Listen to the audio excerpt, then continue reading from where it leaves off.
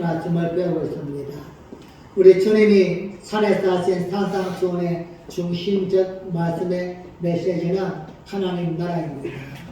하나님 나라가 어떤 것인가, 또한 구원받은 하나님의 백성이 살아가는 하나님의 나라는 어떤 윤리가 있으며, 또한 그 하나님 나라에서 사는 성도들은 어떠한 생활을 해야만 될 것인가, 하나님과 성도 사이에, 또한 성도와 성도 사이에, 이제 오늘은 이웃과 성도 사이에 어떤 삶을 살아야 될 것인가를 세상적인 법이나 윤리가 아니라 하나님 나라 윤리로서 우리에게 말씀해 주고 있습니다. 그래서 구원받은 하나님의 백성은 이 땅에 살면서 반드시 추구하고 이루어야 될 부분이 있다면 하나님 나라의 윤리를 이루면서 살아야만 되는 것입니다. 오늘도 우리 주님은 또 한번 마태복음 7장을 통하여서 하나님 나라는 어떤 것인가, 또한 하나님의 나라를 이미 우리의 마음에 담고 살아가는 구원받은 성도의 삶은 어떠해야 될 것인가에 대하여 우리에게 말씀하고 있습니다. 오늘 본문 속에서 우리 예수님이 말씀하시는 하나님 나라는 이중적이라고 말씀을 드릴 수 있습니다. 이것을 이미와 아직으로 이야기할 수 있습니다. 먼저 하나님 나라는 이미 이루어졌습니다. 즉 예수님이 이 땅에 오심으로 인하여서 예수님을 영접한 모든 사람들은 마음속에 이미 하나님의 나라가 이루어져 있습니다. 이 하나님의 나라는 완벽하지는 않지만도 우리가 어떻게 살아야 할 것인가, 그리고 하나님은 어떤 것인가 알면서 또한 그것을 실천하면서 살아가는 것이 바로 이미 우리 속에 이루어진 하나님의 나라인 것입니다. 예수님께서 천국이 가까웠다 이렇게 외치신 것은 이미 이 나라에 우리의 삶 속에 하나님의 나라가 가까이 왔고 우리의 삶을 통하여서 이루어지고 있다는 것을 암시해 주는 것입니다. 하지만 또 하나 하나님의 나라는 아직 완성된 것은 아닙니다. 이 땅에서 우리에게 주신 그 하나님의 나라는 완벽하지 않기 때문입니다. 우리가 육신의 몸을 입고 있고 또한 이 땅은 죄가 가득하기 때문에 예수님이 선포하신 그 하나님의 그 나라는 완벽하지 못하기 때문이 아니라 우리의 삶이나 모든 부분에서 완전하지 못하기 때문에 완성된 나라가 아닌 것입니다. 그럼 언제 완성되어집니까? 마지막 때에 요한계시록에 기록된 새하늘과 새 땅이 이루어지면서 하나님의 나라가 완성되어지는 것입니다. 그래서 아직 하나님의 나라는 이루어지지 않았다 이렇게도 말씀을 해야 되고, 이미 또한 믿는 자에게는 하나님의 나라가 이루어졌다 이렇게 이야기할 수 있는 것입니다. 우리가 흔히 전도할 때에 예수님의 이름은 천국 갑니다 이렇게 이야기할 때는 이미 이루어진 지금 이 땅에서의 하나님의 나라가 아니라 앞으로 완성될 하나님의 나라를 이야기하는 것입니다. 눈물이 없는 나라, 고통이 없는 나라, 더 이상 슬픔과 아픔이 없는 나라, 즉 우리 하나님만 찬양하고 경배하는 그 나라, 바로 그것이 완성된 나라입니다. 그런 면에서 이 땅에서 이미 하나님 나라를 이루고 살고 있는 우리 성도는 이중적인 삶을 살 수밖에 없습니다. 지금 이 땅에서 이루어진 하나님의 나라, 이것을 내가 누리면서 가슴에 품고 또한 이루면서 삶과 동시에 앞으로 완성될 하나님의 나라를 사모하며 사는 것, 이중적인 삶을 살아간다는 것입니다. 우리는 완성된 하나님의 나라를 기대하지 않는다면 이 땅의 삶이 의미가 없다고 할 것입니다. 그래서 저 천국 백성의 삶은 언제나 이중적일 수밖에 없습니다. 즉 이중적이란 말은 이 땅에서의 삶도 살면서 이제 장차 이룰 하나님 나라의 그러한 삶도 함께 살아가는 이중적인 존재라는 것입니다. 이미 우리 이 땅에서 하나님 나라가 이루어졌다고 하지만 그것은 눈에 보이지 않습니다. 눈에 보이는 것은 오히려 이 세상 나라입니다. 하지만 구원받은 여러분같이는 이미 하나님의 나라를 이루었고 이 두 나라에 다 포함되어 있기 때문입니다. 그래서 우리는 때때로는 천국의 그 기쁨 때문에 마음을 즐겁고 행복한 삶을 살다가도 또한 세상에 주는 어려움과 고통 때문에 눈물을 흘리는 삶도 살 수밖에 없는 것입니다. 그리고 우리는 또 필연적으로 이 땅에서 천국 백성이 아닌 사람과도 함께 어울려서 살 수밖에 없습니다. 즉 예수 믿는 사람끼리만 함께 모여서 산다면은 언제나 기쁘고 행복하겠지만 이 땅은 아직도 완벽하지 않기 때문에 믿음 없는 자들과 함께 살다 보니 함께 부딪히게 되어지고 아픔과 슬픔을 당할 수밖에 없다는 것입니다. 우리 하나님은 세상 사람들 그 속에서 빛과 소금의 역할을 감당하여서 그들 중 얼마나도 구원받게 만들기 위해서 오늘도 우리에게 기회를 주시고 또 한번 하나님 나라 백성으로 살게 하신 줄 믿습니다. 여러분, 우리는 그런 면에서 우리는 천국 백성인과 동시에 세상의 백성이 되어서 이 나라 사람과 함께 어울려서 우리 살 수밖에 없다는 사실을 또 한번 인정해야만 됩니다. 중요한 것은 이 땅에서 살아가는 믿음 없는 사람들은 우리가 생각하는 것처럼 호락호락하지 않다는 것입니다. 마음씨 좋은 사람도 있지만 그렇지 않은 사람도 있기 때문입니다. 우리의 믿음을 망가뜨리고 우리를 또한 이용해 먹고 우리에게 아픔을 주는 이러한 사람들도 수없이 많기 때문입니다. 이런 세상 속에서 우리가 이중적으로 살기 위해서는 무엇보다도 지혜가 필요한 것입니다. 그래서 오늘 본문에서 우리 예수님은 우리가 세상 속에서 어떻게 함께 어울려 살 것인가, 우리 필연적으로 함께 어울려 살 수밖에 없는데 이 속에서 어떻게 지혜롭게 살 수 있는가, 여기에 대하여 산상수훈에서 말씀하고 있는 것입니다. 먼저 1절에서 5절 말씀을 통해서는 비판하지 말라 말씀합니다. 그리고 또한 다음 절인 6절에서는 거룩한 것을 계획해 주지 말라 말씀하시고 7절부터 11절 말씀에서는 구하고 찾고 두드리라 말씀하고 12절 말씀에서는 너희가 대접받고자 하는 대로 남을 대접하라 말씀합니다. 이 네 개의 지혜들을 하나씩 떼어서 각각 말씀을 드릴 수 있지만 우리는 지금 강의하고 있기 때문에 이 네 가지를 한꺼번에 묶어서 이웃과 어떻게 함께 지혜롭게 살 수 있는가, 이러한 주제를 가지고 오늘 본문의 말씀을 살펴보고자 합니다. 먼저 이미 하나님 나라 백성이 된 성도들은 이 땅에서 이웃과 함께 사는 첫 번째 윤리가 무엇인가, 비판하지 않아야 된다는 것입니다. 이 땅을 살아가는 사람들이 삶의 재미 중에 하나가 있다면 남을 모함하고 걸뜯는 것입니다. 남 이야기하면 시간 가는 줄 모릅니다. 그러다 보니 교회 안에서도 이러한 모습을 보일 때가 수없이 많이 있습니다. 겉으로는 안 그런 것 같지만 일단 누군가의 이야기가 누구 입에서라도 나오기 시작하면은 그냥 덩달아서 이런저런 이야기를 하게 되어집니다. 대부분은 좋은 이야기가 아니라 누군가를 비판하거나 비난하는 소리가 대부분입니다. 문제는 믿음 없는 사람들도 그렇지만 교회 안에서도 나의 말 하는 사람들이 미처 깨닫지 못하는 중요한 부분의 하나가 있다는 것입니다. 예수님은 오늘 본문에서 그것을 지적해주고 있는 것입니다. 마태복음 7장 2절 말씀입니다. 함께 읽습니다. 시작. 너희의 비판하는 그 비판으로 너희가 비판을 받을 것이요 너희의 헤아리는 그 헤아림으로 너희가 헤아림을 받을 것이니라. 아멘. 무슨 말씀입니까?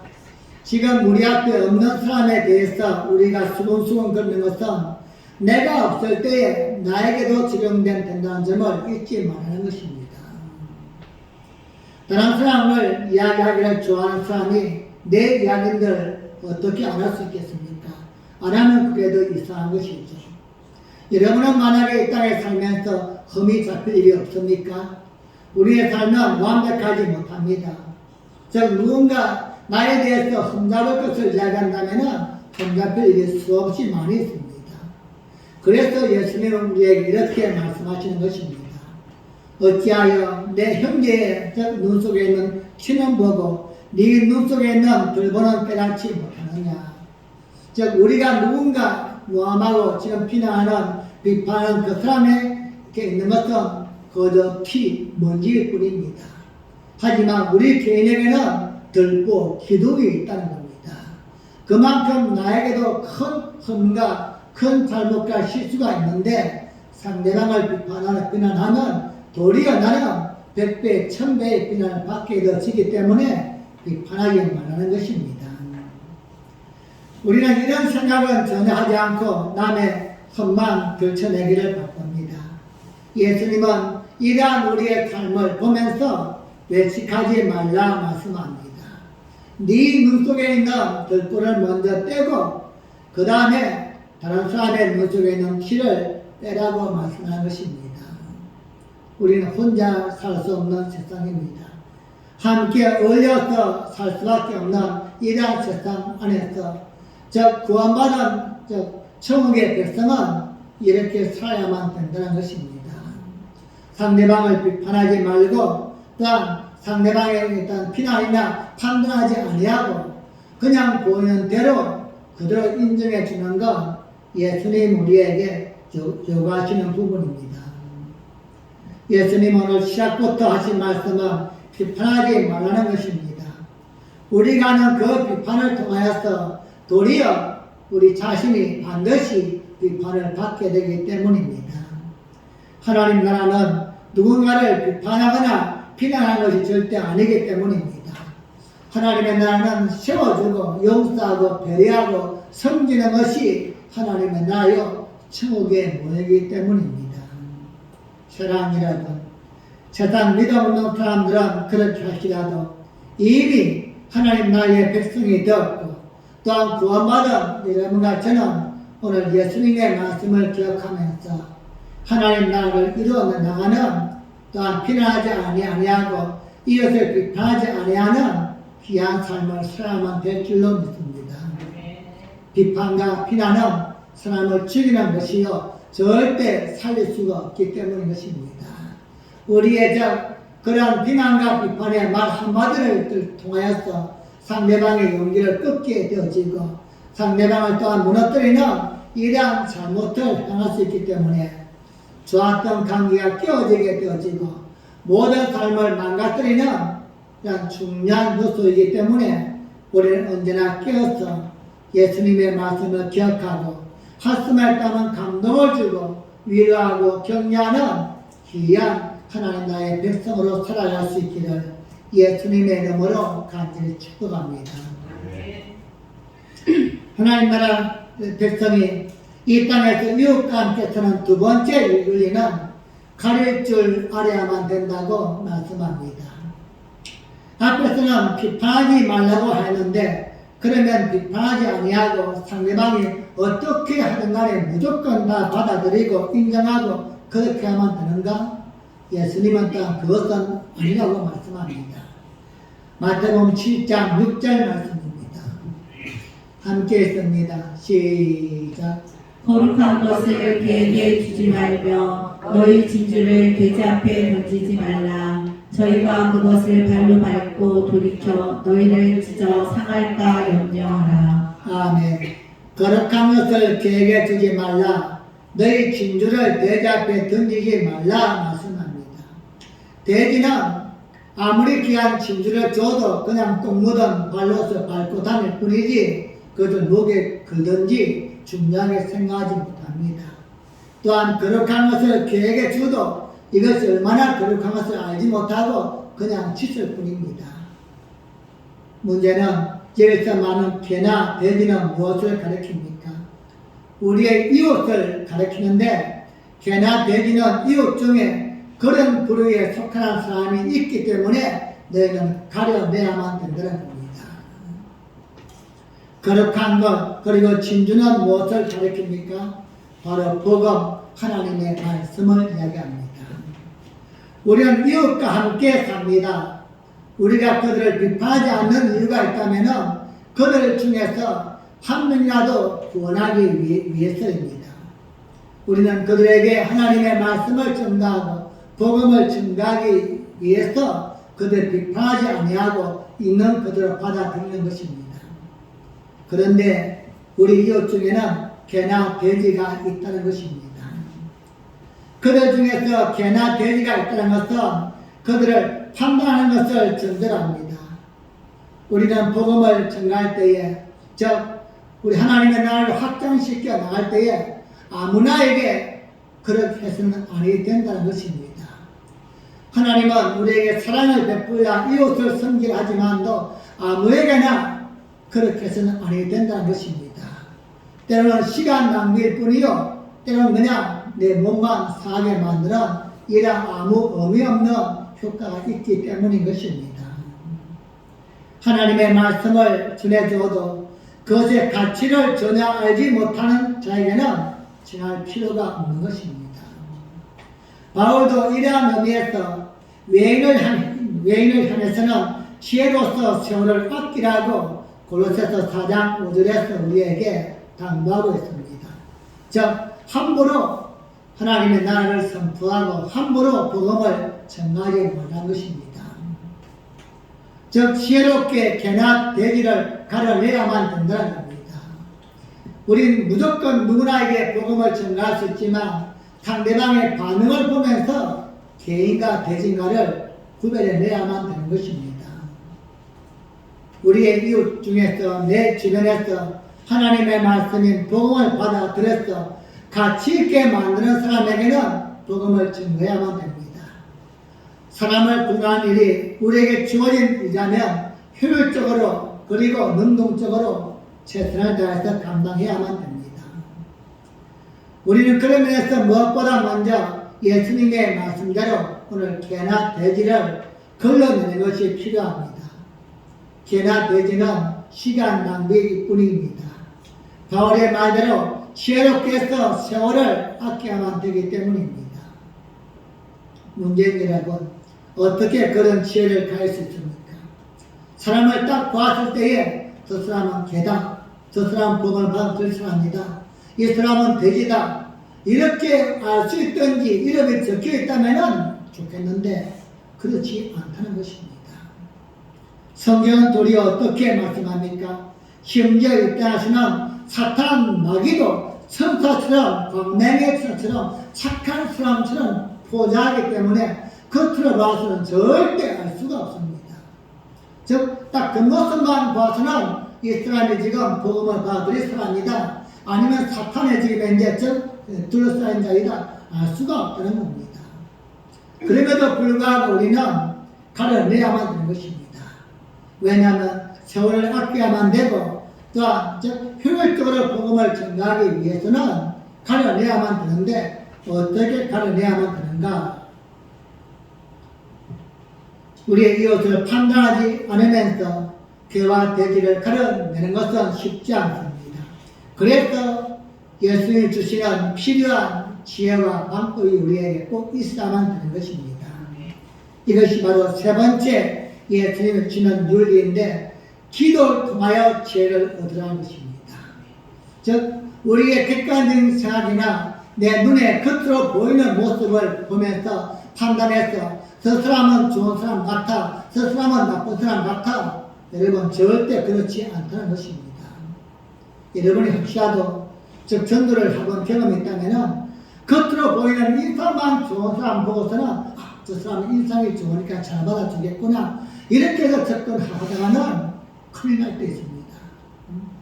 더 마음이 완악한 사람이 더 많이 있고요, 겉으로 볼 때는 불안하고 저 사람은 말도 붙이지 못할 정도로 그런 사람에게 저 사람은 복음을 받아들이지 않겠지, 그런데 너무나 쉽게 받아들이고 그런 사람이 있다는 것입니다. 그래서 우리는 외관상 보이는 모습이 아니라 정확하게 가르내기 위해서는 예수님이 주시는 지혜인 기도가 필요하다는 겁니다. 예수님은 우리가 너무나 잘 아는 말씀하십니다. 구하라, 찾으라, 두드리라. 구하는 이마다 얻을 것이고 찾는 이는 찾아낼 것이고 두드리는 이에게 열릴 것이다. 모두가 다 기도에 대한 말씀입니다. 하나님께 기도하면 들어주신다는 것입니다. 그리고 응답이 된다는 말씀입니다. 이 말씀은 일반적으로 우리가 저 기도에 대해서 말씀하지만 전체적인 맥락에서 볼 때는 이웃과의 관계가 너무나도 어렵기 때문에 즉 하나님의 나라 백성으로 온전히 살기 위해서는 순간순간 기도해야만 된다는 겁니다. 아침에도 구하고 점심에도 찾고 저녁에도 또한 두드리고 이렇게 이웃과의 관계 속에서 즉 상대방이 지금 개인지 대인지 알지 모르기 때문에 하나님 앞에 구하라는 것입니다. 이 지혜는 저절로 생기지 않습니다. 어떻게 생긴다고 말씀합니까? 구하고 찾고 두드리는 자에게 주신다고 말씀합니다. 예수님의 이어지는 말씀을 보십시오. 이 땅에 있는 인간 아비도 떡을 달라면 돌을 줄 자가 없고 생선을 달라면 뱀을 줄 자가 없다고 말씀합니다. 설령 악한 자라고 할지라도 자식에게 좋은 것으로 줄 줄 알거든 하물며 하늘에 계신 너희 아버지께서 좋은 것으로 주시지 않겠느냐. 이 좋은 것을 누가복음 11장 13절에서는 성령을 주시지 않겠느냐 이렇게 말씀합니다. 우리가 구하고 찾고 두드리면 하나님은 성령의 능력을 입히시사 믿음의 눈을 뜨게 하시고 마음을 감동시키고 담대함을 주시고 명철과 총기를 주어서 상대방을 가려내게 만드는 것입니다. 즉 말 한마디를 통해서 또 행동을 통해서 또한 상대방이 하는 말이나 행동을 보면서 판단할 수 있는 능력을 우리에게 준다는 것입니다. 여러분 이게요 실력이고 식견인 겁니다. 사람을 하리 봐도 상대방을 모르는 사람이 있습니다. 하지만 한두 번만 봐도 상대방이 어떤 사람이다 몇 마디만 딱 해봐도 이 사람은 지금 자신의 이익을 위해 이용해 먹으려고 하는 사람인가 아니면 순수한 마음에서 나에게 접근하는가 이러한 식견과 실력이 있어야만 되는데 이게 없으면은 우리는 함께 어울려 살기가 힘든 것입니다. 그만큼 무엇입니까? 바로 기도밖에 없다는 것입니다. 즉 야고보서 1장 5절 말씀에서 누구든지 지혜가 부족하거든 모든 사람에게 꾸짖지 않으시고 구하게 주시는 하나님께 구하라 말씀합니다. 그러면 너에게 지혜를 구하게 주실 것이다. 우리에게 응답하십니다. 여러분 우린 이웃에 대하여 지혜로운 판단을 해야만 됩니다. 그냥 바라지 않고서 무조건 다 받아들이면 우리 이 땅에 살 수가 없습니다. 그냥 예수 믿는 것 때문에 이것도 손해보고 저것도 손해보고 그것이 아니라 복음을 위해서라면 손해를 봐야 하는데 하나님을 위한 목적이 아니면 손해를 절대 보면 안 됩니다. 그러기 위해서는 교회도 성도도 지혜로워야만 되는데 이 지혜는 바로 기도를 통하여서 우리에게 주어진다는 것입니다. 여러분 교회가 더욱더 강하고 힘있기 위해서는 기도의 지혜가 있어야만 됩니다. 또한 성도가 이 땅에서 내가 하는 그 일을 통하여서 내 주변의 사람들이 인정받고 또한 도리어서는 하나님의 말씀을 전가하고 도리어 내 주변 사람들이 하나님을 알게 만들기 위해서는 내 재주와 실력이 아니라 하나님이 주시는 지혜와 명철이 필요하다는 것입니다. 여러분 세상은 일입니다. 일이. 우리는 양이라고 성경은 비유하지 않습니까? 여러분 양이 일입니까? 일이가 일입니까? 이거 싸울 필요도 없는 거예요. 밥입니다. 밥. 즉 일이의 밥이 즉 양인데 하지만 우리 주님은 우리에게 말씀하였습니다. 내가 이겼으니 너희도 세상을 이겨야 한다고. 양이 어떻게 일을 이길 수 있습니까? 지혜롭지 않으면 이길 수가 없는 것입니다. 즉 미련하게 그냥 힘만 가지고 싸워서는 이길 수가 없다는 것입니다. 나는 예수 믿기 때문에 이것이 아니라 하나님 주시는 지혜와 명철이 없다면 세상을 이길 수가 없기 때문입니다. 하나님의 나라 천국이 여러분 마음속에 있다고 할지라도 나 혼자 있을 때는 아무도 건드리지 않으니까 기쁘고 행복하고 즐겁지만 옆에 친구가 그냥 바람 하나 푹 찔려도 우리는 내 본인의 성격이 탁 튀어나올 수밖에 없고 감당할 수가 없는 겁니다. 하나님 나라 백성은 반드시 세상을 이겨야만 되고 또한 세상을 어울려 함께 살기 위해서는 지혜로운 삶을 살아야만 되는데 이것이 바로 기도인 것입니다. 기도를 통하여서 우리의 이웃 중 하나라도 구원하기 위해서 또한 그들과 함께 평화로운 삶을 살기 위해서 언제나 구하고 찾고 두드리는 믿음의 승리자가 되시기를 간절히 축복합니다. 마지막 네 번째로 우리 하나님 나라 백성이 이 땅에서 이웃과 함께 살기 위한 네 번째 윤리는 대접하며 살아야 한다는 것입니다. 마태복음 7장 12절 말씀입니다. 시작. 그러므로 무엇이든지 남에게 대접을 받고자 하는 대로 너희도 남을 대접하라. 이것이 율법이요 선지자니라. 아멘. 여기에서 우리가 잘 아는 황금률이 나옵니다. 남에게 대접받고자 하는 것이 보통 사람의 마음입니다. 그런데 예수님은 하나님 나라 백성은 대접받으려고 하기보다는 대접하는 자가 되어야 된다는 것입니다. 우리 오늘의 말씀을 어떻게 함께 사는가 이러한 제목으로 지금 살펴보고 있습니다. 이 땅에서 믿음 없는 사람들과 어떻게 함께 살 수 있을까? 그 비결이 무엇일까? 바로 오늘 이 말씀이죠. 오늘 말씀의 핵심입니다. 즉 황금이라고 이야기합니다. 교회가 그들을 대접하고 성도가 먼저 대접하고 먼저 베풀고 섬기고 그들 향하여 나아갈 때에 이때 비로소 함께 살 수 있고 하나님 나라 확장될 수 있는 기본이 될 수가 있다는 것입니다. 이웃에 대한 우리 하나님 나라 백성의 자세를 이야기하는데 그 대전제가 바로 이 황금들입니다. 대접받으려고 하기보다는 대접하는 자가 되어야 한다는 것입니다. 특별히 이것이 율법과 선지자의 대강령이다 말씀하였는데 율법과 선지자는 구약을 이야기합니다. 그렇다면 구약의 핵심은 바로 다른 사람을 대접하는 것이다 이 말씀입니다. 가끔씩 우리는 신앙을 오해할 때가 있습니다. 우리가 잘 믿는다, 신앙생활 전한다 이것을 어떻게 이야기하냐? 그냥 하나님과의 관계만 좋으면 그만이다. 신본주의만 우선이다. 이렇게 이야기하는데 이건 잘못된 것입니다. 여러분 신앙은 인본주의입니다. 즉 사람과 사람 사이에 잘 돼야만 되고 올바르지를 않으면 온전한 신앙이 될 수가 없는 것입니다. 우리는 대단한 오해를 품고 있습니다. 즉 내 이웃과 전혀 관계가 없으면서 또한 정말 이루지를 못하면서 예배만 잘 드리고 하나님과의 관계만 좋다. 이건 성경 어디에도 없는 부분입니다. 즉 신본주의가 문제인가 아니면 인본주의가 문제인가 할 때는 당연히 신본주의가 문제입니다. 하나님이 어떤 분을 알고서 그분과 나 사이에 내가 뭘 해야 될 것인가 아는 것 신본주의가 문제지만 이 신본주의가 무엇을 통해서 증명되어지는가? 인본주의를 통해서 증명되어지는 것입니다. 나에게 붙여준 한 사람, 또 우리 옆에 있는 성도들, 또한 내 이웃들 이들과의 관계 속에서 어떤 관계를 보이고 사는가 이것이고 그 인본주의가 신본주의가 연결되어지고 하나님이 증명되어지고 하나님 나라가 확장되어지는 바로 그러한 것이 되기 때문입니다.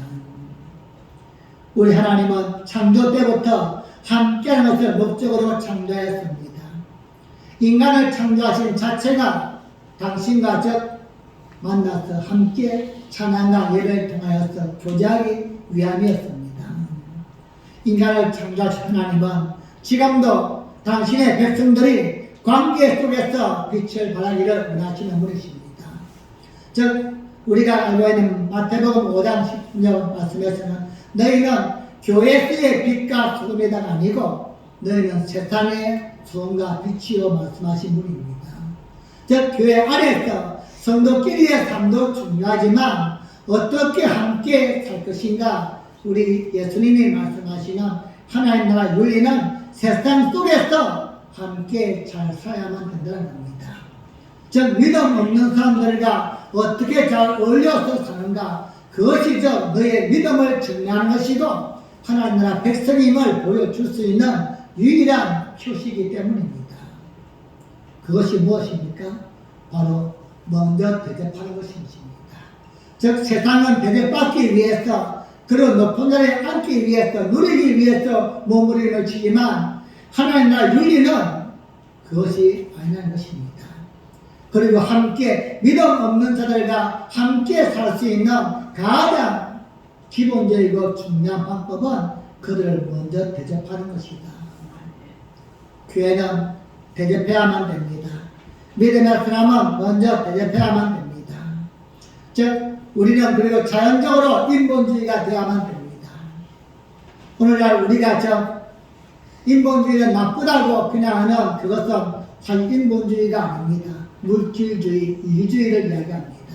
진정한 인본주의는 상대방을 소중하게 생각하고 상대방을 섬기고 배려하는 이 인본주의는 하나님께로부터 나왔고 예수님의 산상순을 통하여 나온 말씀이기 때문에 너무나도 좋은 것입니다. 우리는 함께 살아가는 존재라는 점에서 인본주의가 되어야 한다는 점을 잊지 마시기 바랍니다.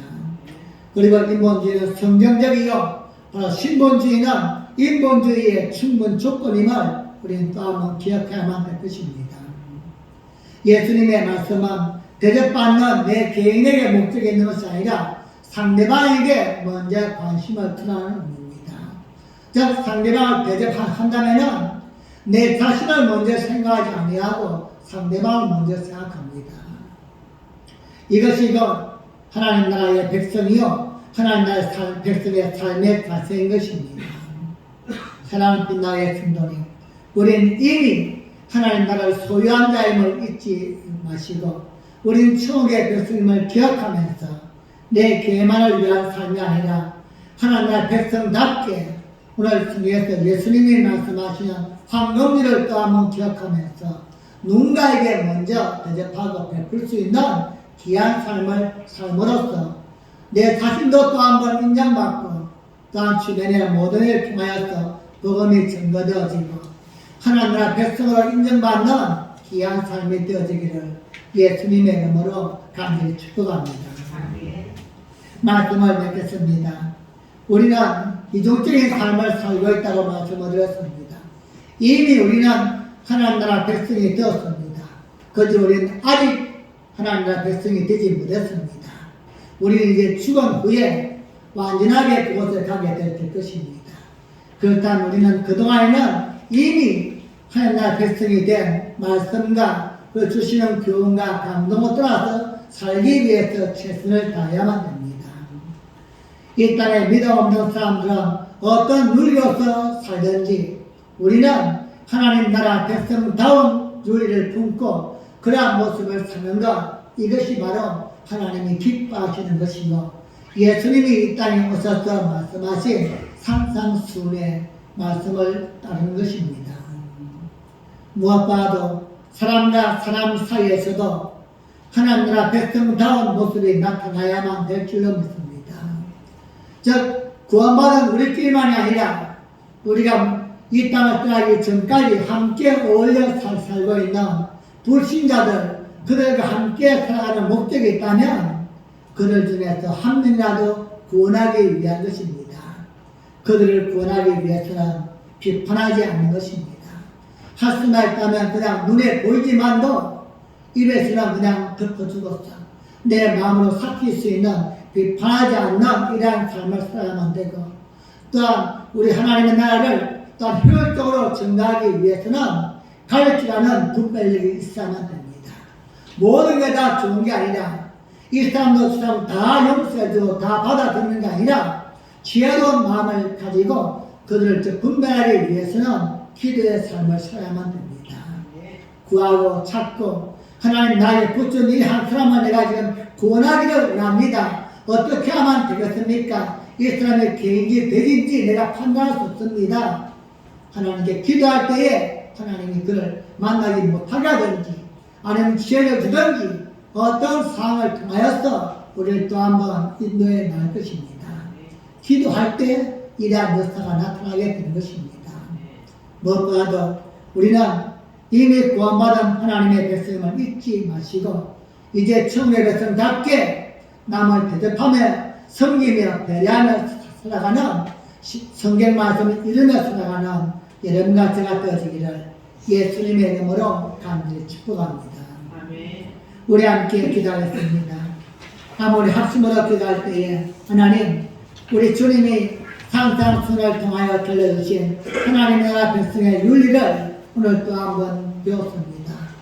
어떻게 이웃과 함께 살 것인가? 이 땅은 아직도 믿지 않는 자들이 있기 때문에 우리 함께 어울려 살 수밖에 없습니다. 그 비결이 무엇입니까? 오늘 주신 말씀을 잊지 않게 하여 주옵소서. 이웃을 그냥 세상 믿음 없는 사람들처럼 섣불리 판단하고 비판하고 비난하지 않기 원합니다.